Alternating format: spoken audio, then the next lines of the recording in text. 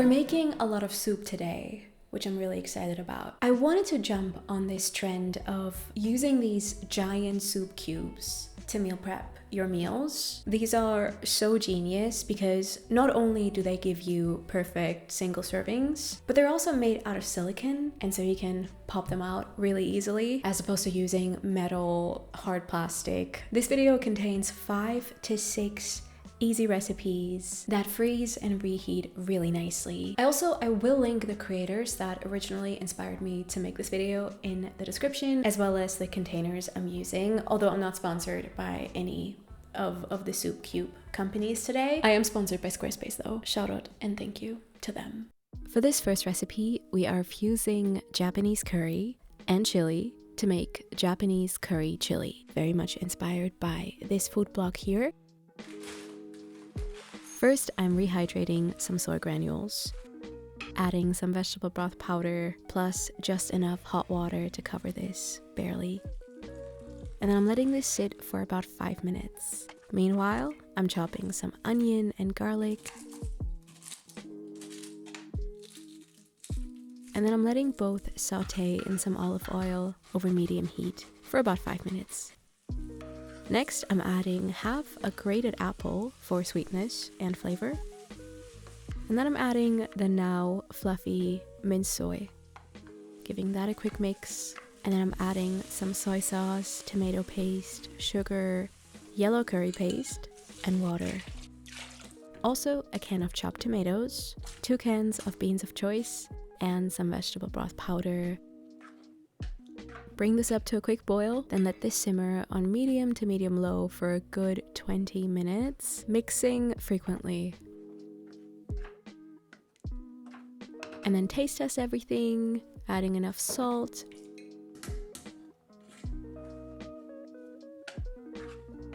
Let this cool down a bit until it's at room temperature or slightly above room temperature.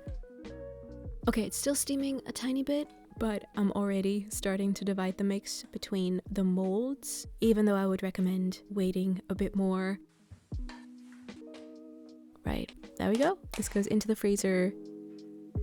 And now on to reheating.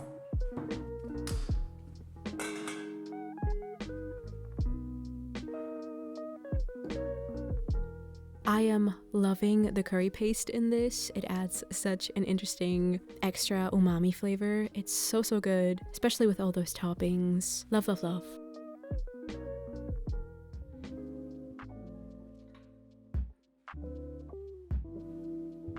Onto the first soup of the video. This is incredibly cozy French onion inspired miso soup that you can either serve on its own or you can use it as a base for quick noodle bowls or noodle soups.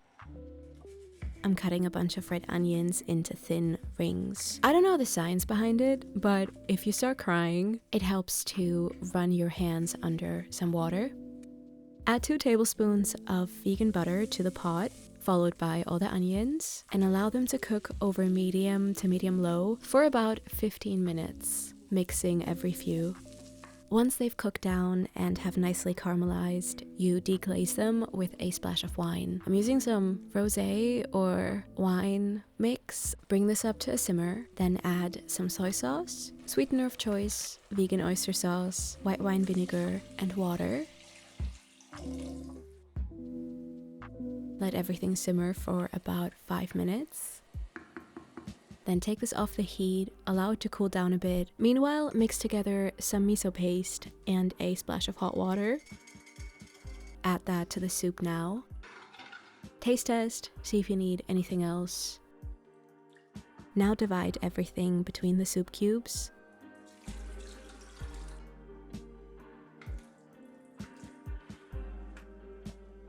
Put it into the freezer and then serve whenever you're ready. I'm giving the block about maybe 3 minutes until it's back to its soup state.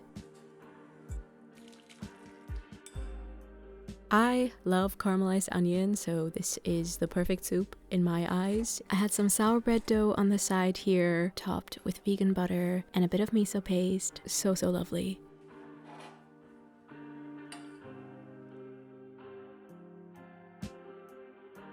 Okay, so for this second variation, I first made some crispy tofu. You guys know, just some thin slices that I first covered in cornstarch and then pan fried for about 3-4 minutes per side.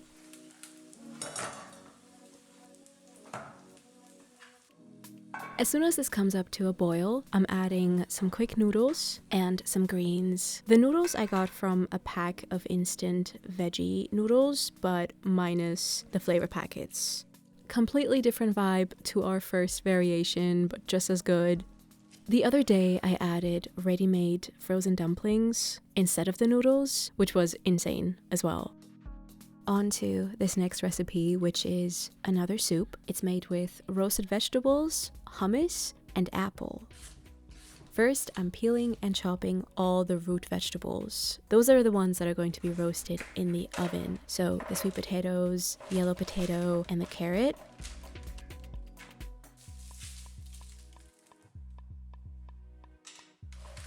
And then I'm letting this roast for about 30 minutes at 190 degrees Celsius. And then for all the softer vegetables, I'm chopping those into rough pieces. I'm not peeling my apple. And then I'm letting everything pan fry all at once in a little bit of olive oil for about 7 minutes until it looks somewhat like this. And now for flavor, we're adding white wine vinegar, vegan oyster sauce, a vegetable broth cube, some nutmeg, pepper, and some store-bought hummus, which is also going to give us more creaminess. Also, a few cups of water. I'm bringing this up to a simmer. Now adding in the roasted carrots and potatoes. If you happen to have an immersion blender, now it's time to use it. I don't. In fact, a lot of my blenders have broken down recently, and so the last one standing is my food processor. It is small, but very sturdy, and so I had to blend all the contents in 2 batches.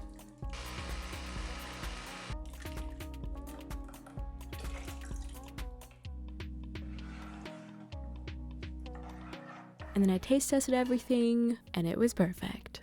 To all my microwave users, I would be interested in knowing how these recipes in general reheat in a microwave. But yeah, I'm assuming that it's just really quick and easy and the same flavor-wise.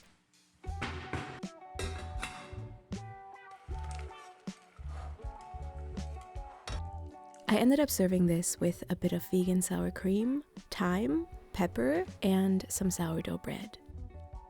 I had my lunch here watching half an episode of a show I can't stop thinking about, which is Yellow Jackets. I'm not sure I would recommend watching this show whilst eating. Yeah, sometimes I do skip through it and close my eyes because I have to. Very traumatic, but at the same time, it's written so well. It has so many great mystery aspects to it, but it is scary, and it's not good for my mental health to watch this show.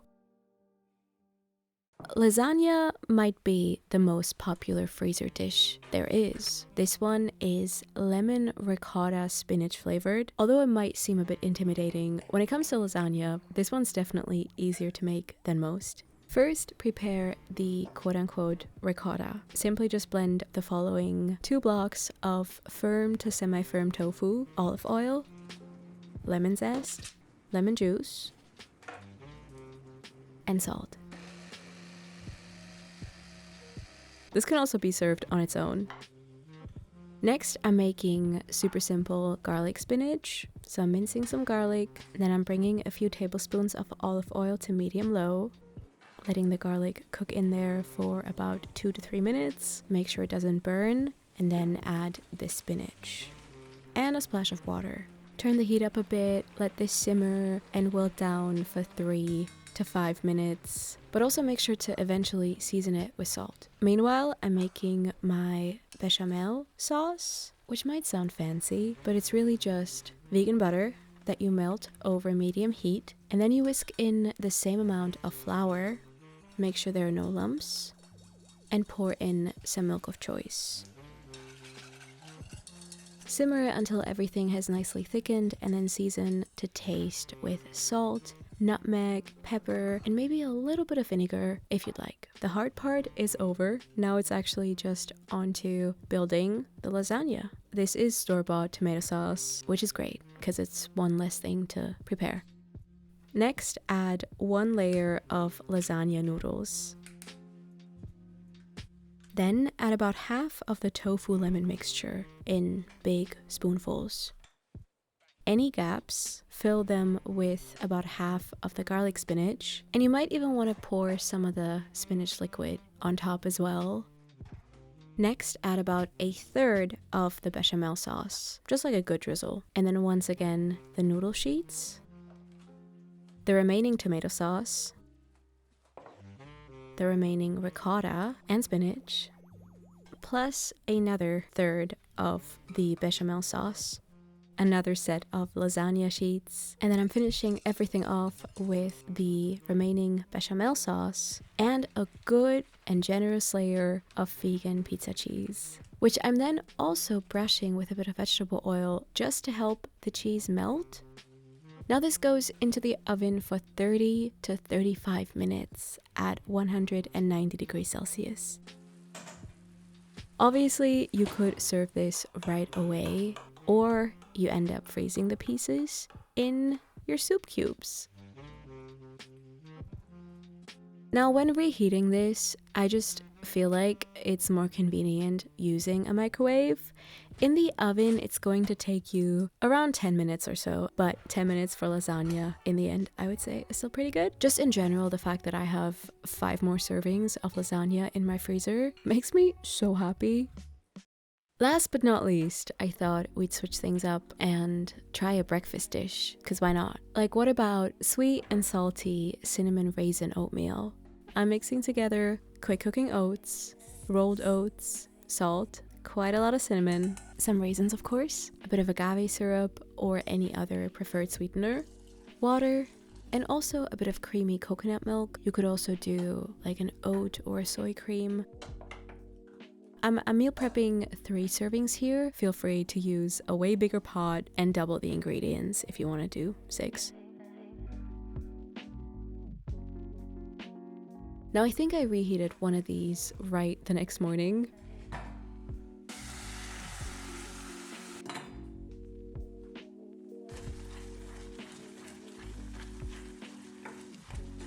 I simply just had this with a bit of vegan butter and some orange slices on the side. It was so good. And because the oatmeal itself is so flavorful, you really don't need much to top this off with.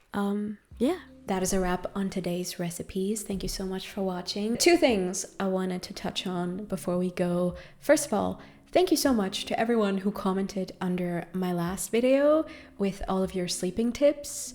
Because I'd shared how I have a bit of a hard time with falling asleep easily, and so many people came through and shared their experience and what's helped them, and I've been slowly making my way through all the tips and tricks, and I've already seen massive improvement. So thank you so much. It's a very sweet, wholesome comment section. Yeah, warms my heart, truly. And then the second thing, do you guys want to see a heated rivalry video? There is a lot of food in the show, and I thought it could be fun for Valentine's Day.